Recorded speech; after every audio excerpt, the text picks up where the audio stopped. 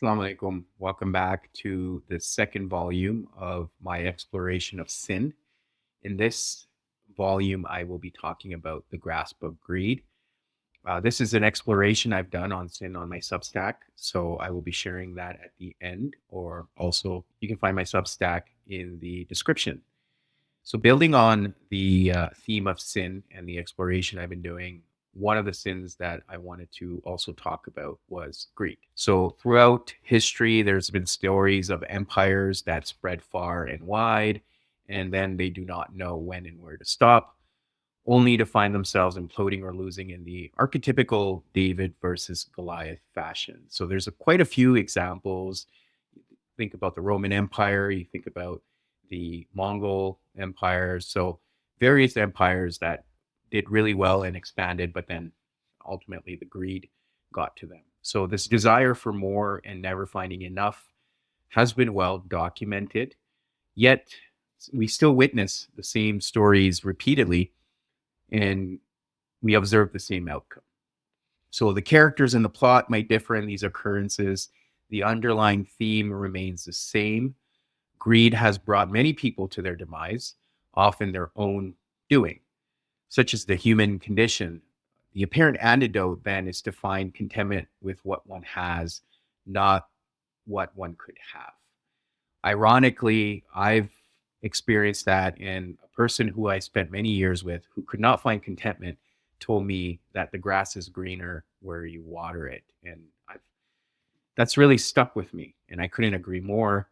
But then why do people always chase greener pastures?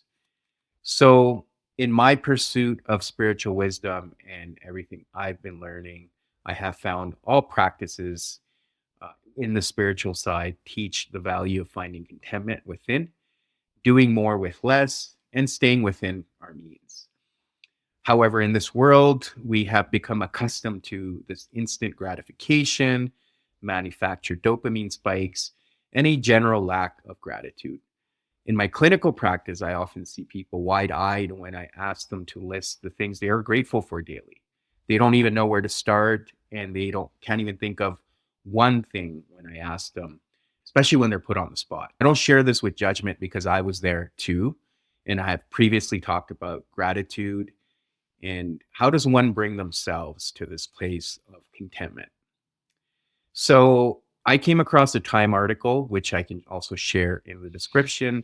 The author mentions that fMRI scans demonstrate the act of giving stimulates the same part of the brain that food and sex do. Hence, the act of giving provides us with a selfless sense of pleasure. The article's author mentions that altruism is hardwired into our brains. Furthermore, another article from the Department of Psychology at the University of Southern California found that people who received help during the Holocaust experienced significant gratitude. Now, the study was stimulated with individuals who were asked to put themselves in the hypothetical situation of being in the Holocaust, and they would have experienced similar feelings of gratitude.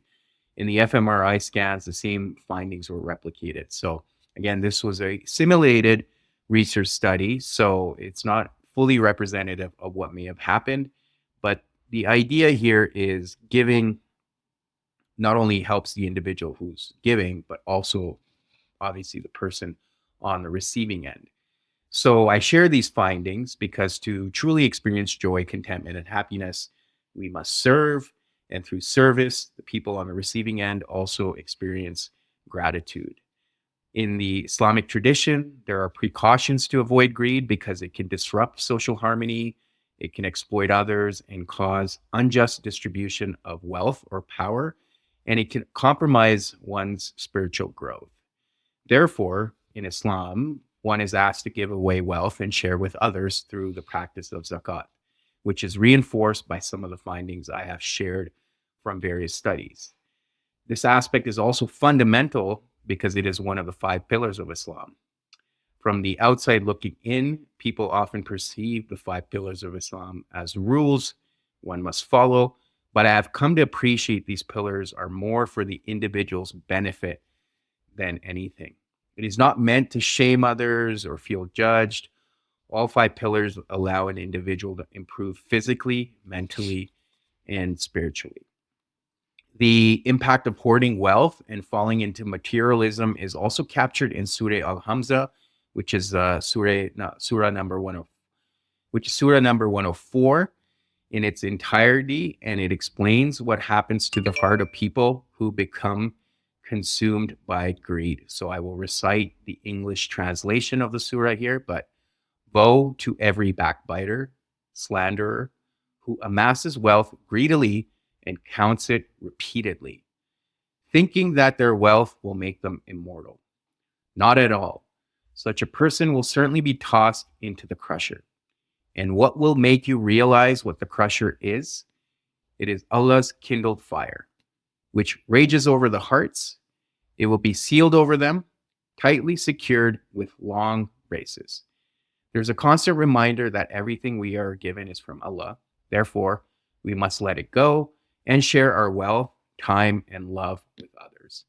The constant reminder of death all around us should serve us as a lesson that we do not take any of our material belongings with us. What we take with us in our legacy is in our service, in how we make others feel. Whether through our actions, generosity, or time, we are here not to consume. If anything, we experience true pleasure in serving. And the act of giving is a gift for both the giver and the receiver. So thank you again for tuning into the second volume, The Grasp of Greed. Please check out my Substack, and I will include the links to the articles I also referenced during this volume.